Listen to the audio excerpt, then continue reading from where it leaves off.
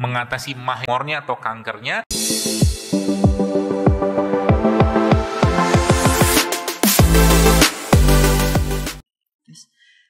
Assalamualaikum warahmatullahi wabarakatuh, Ustaz. Ada pertanyaan dari jamaah, ini beberapa. Pertanyaan pertama adalah, mengapa ya saya jika mendengar berita atau ada masalah sedikit saja, langsung otomatis mah saya mendenyut dan badan gemetar? Gimana solusinya, Ustaz? Tafadhol. Solusinya jangan dengar. Iya, kok saya bilangin tadi. Saya itu tipe orang yang harus nyaman, saya pribadi ya, harus nyaman dalam kondisi apapun untuk mengerjakan sesuatu. Makanya saya menutup banget pintu-pintu itu. Kenapa? Saya ngerti banget diri saya. Kalau sudah nggak nyaman, hati nggak nyaman, saya nggak bisa ngapa-ngapain. Bahkan ya pokoknya hal-hal yang harusnya saya kerjakan bisa jadi saya tidak kerjakan. Itu saya. Ya, makanya tadi kalau Anda sudah tahu karakter Anda kayak begitu, kan sudah ada kalimat itu. Man arafa nafsahu faqad arafa rabbahu. Barang siapa yang mengenal siapa dirinya, dia akan kenal siapa Tuhannya. Ya. Makanya kalau udah kayak begini, ya, Anda harus batasin supaya tidak mendengar. Kalau sudah terlanjur gimana? Ya, pertama jelas tutup pintu-pintu itu, ya. Misalkan TV misalkan atau handphone yang ada saluran berita segala macam jangan ditonton. Atau bertemu dengan teman yang memang sukanya ngomongin kayak begituan. Ya jangan ngobrol sama dia, jangan dekat-dekat, bahkan jangan temenin, ya. Terus kalau sudah terjadi gimana? Ya dibenerin lah mahnya. Ya kalau mah saya kira mungkin sudah banyak sekali saya jelaskan mengatasi mah itu, ya. Contohnya apa? Misalkan ya tempe ini sebenarnya bisa jadi makanan untuk seorang sakit mah, tempe. Ya, tapi jangan digoreng. Ya, mungkin sudah sering dengar lah ya. Anda makan tempe, ya, tambahin kurma atau tambahin madu itu bagus ya buat lambung Anda, ya tempe ini, ya. Atau apalagi misalkan yang sering juga saya sampaikan itu ya air tajin, ya, air tajin itu juga bisa, ya. Atau Anda ngemut garam, ya, ngemut garam itu juga sedikit banyak akan mengurangi masalah di lambung Anda, ya. Atau mungkin minum probiotik itu juga membantu, ya seperti itu. Assalamualaikum warahmatullahi wabarakatuh, Ustadz. Ustadz mau tanya, kalau minum air saffron satu hari berapa kali? Adakah efek samping minum air saffron? Tafadhol, Ustadz. Saffron. Saffron ya.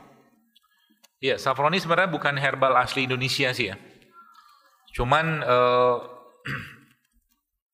kalau kita baca ya, saya juga memang jarang minum ini. Karena memang pertama dari sisi harga, ya, tapi secara manfaat memang banyak sekali manfaatnya, ya. Saya ngomong gini nih nanti banyak yang potong, dipotong jadikan iklan buat jualan saffronnya, biasanya begitu. Tapi saffron itu bagus ya. Salah satu fungsinya memang dia punya dalam beberapa yang saya baca itu dia bermanfaat untuk meningkatkan fungsi kognitif, jadi mencegah demensia, Parkinson gitu loh. Ya, karena memang tingginya antioksidan. Saya lupa bahan-bahan aktif yang lain daripada saffron itu. Cuma itu salah satu herbal terbaik memang, meskipun harganya tidak murah. Ya, jadi berapa kali kita minumnya? Nah, efek saffron ini, ya mungkin ibu sekalian perlu juga ketahuin, karena dia juga bisa menyebabkan penurunan tekanan darah.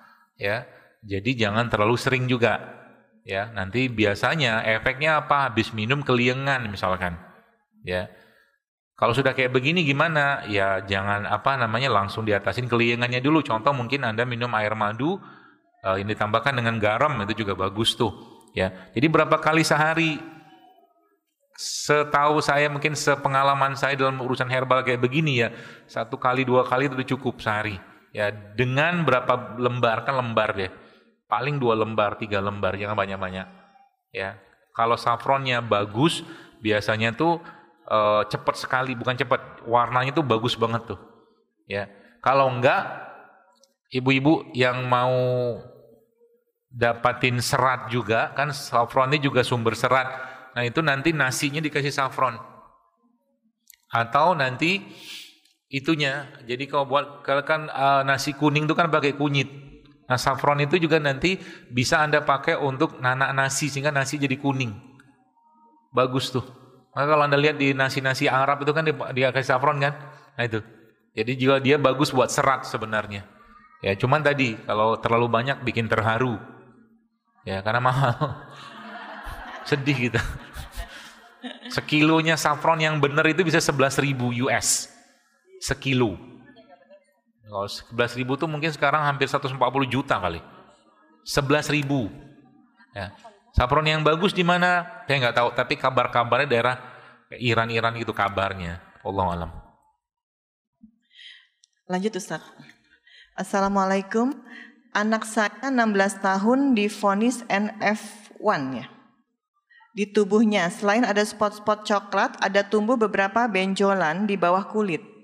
Benjolan lemak ini ada yang membesar. Apakah ada ramuan tradisional yang bisa menekan tumbuhnya benjolan-benjolan ini? Dan apa dietnya? Sekarang ada di lengan, dada, kepala. Kelainan karena ada penyimpangan kromosom.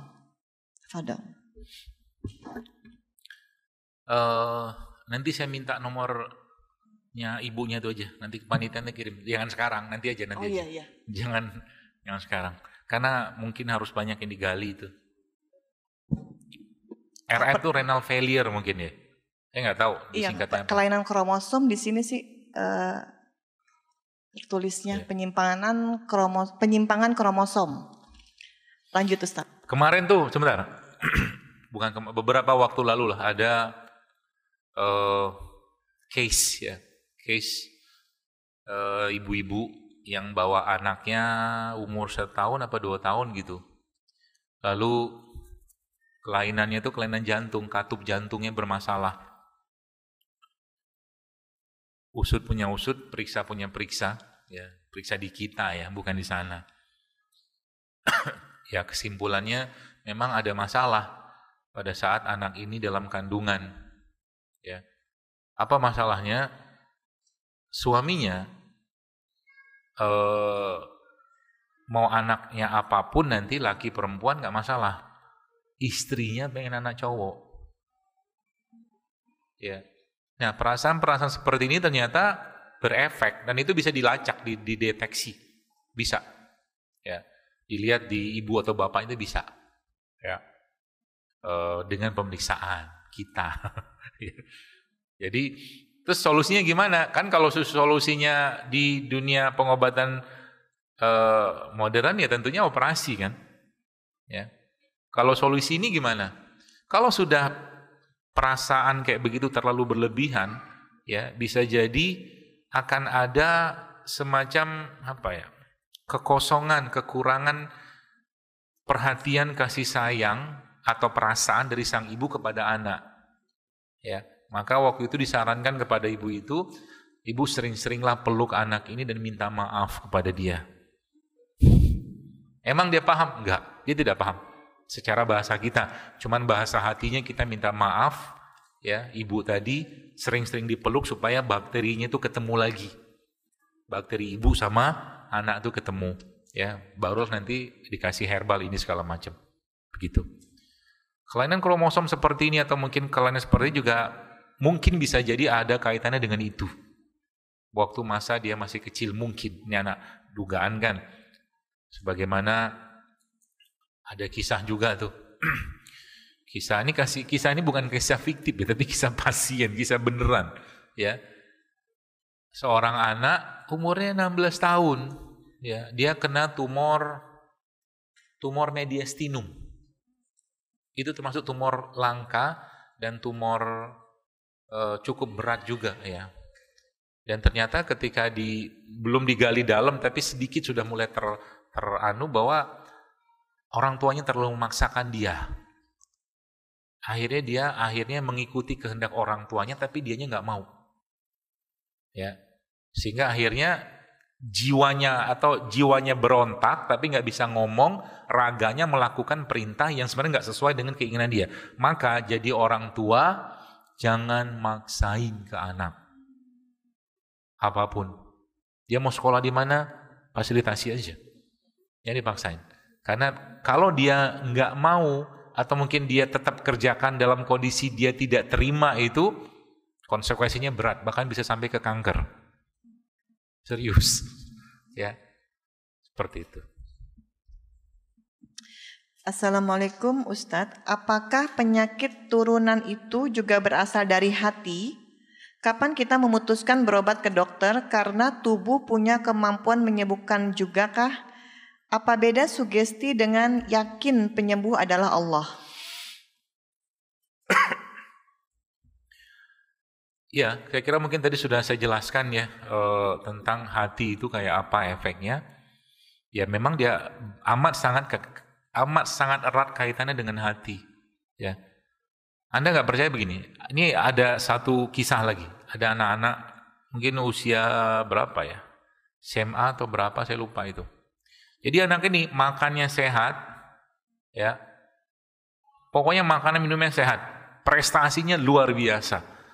Tapi kerjaannya kalau sudah di dalam kamar dia melukai dirinya sendiri. Itu apa coba? Kan bukan penyakit itu. Ya. Tapi mungkin bisa jadi kurang dialog, kurang kasih sayang dengan orang tuanya, atau mungkin kurang ngobrol juga bisa. Karena anak-anak pada umur tertentu bisa jadi bukan doktrin tapi dialog. Butuhnya dialog. Jadi diajak ngobrol. Ya. Seperti itu. Jadi hati itu ya kunci semuanya. Maka sesuai dengan hadis tadi sebenarnya. Jadi setiap organ tubuh kita ini punya emosi. Itu yang saya pahami.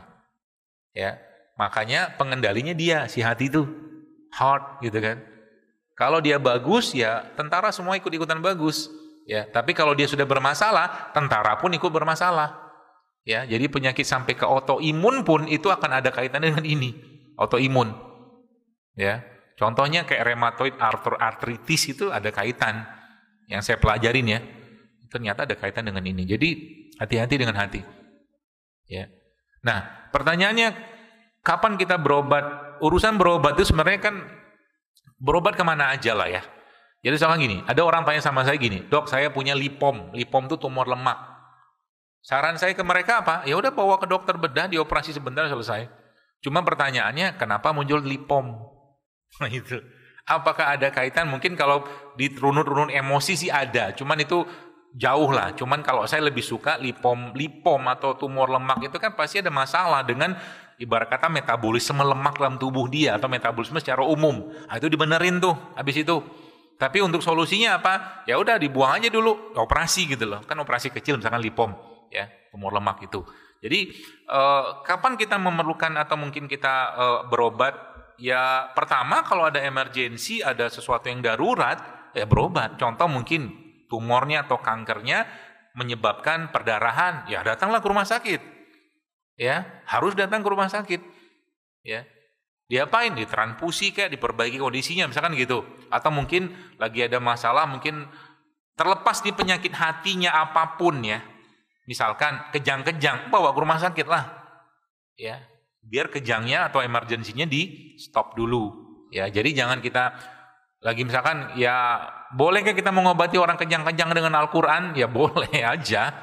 Ya, cuman tadi seberapa yakin kita dengan Al-Qur'an untuk menghentikan kejang tadi kan gitu.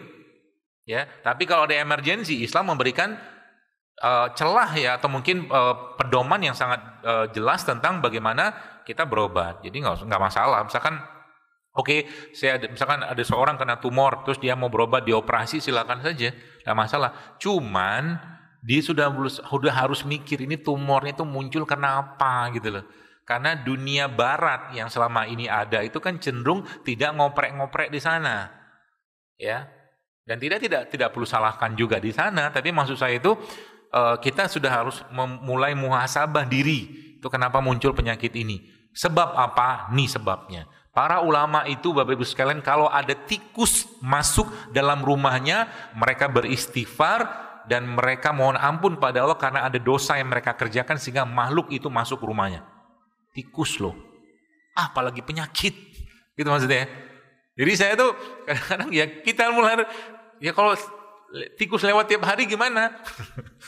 Ya mungkin lingkungannya kurang bersih mungkin dari sini enggak lah ya. Tapi ada kan orang kan ya tikus. Karena tikus itu termasuk hewan yang disunahkan untuk dibunuh selain cicak. Cicak kan dapat pahala 100. Ya, makanya kalau bisa bunuh cicak, tuh cicak dibunuh, ya, pahala tuh. Ya, tikus juga termasuk yang diperintahkan Nabi untuk dibunuh, atau tidak sebutkan secara spesifik tikus, tapi hewan yang berpotensi memberikan bahaya ke rumah.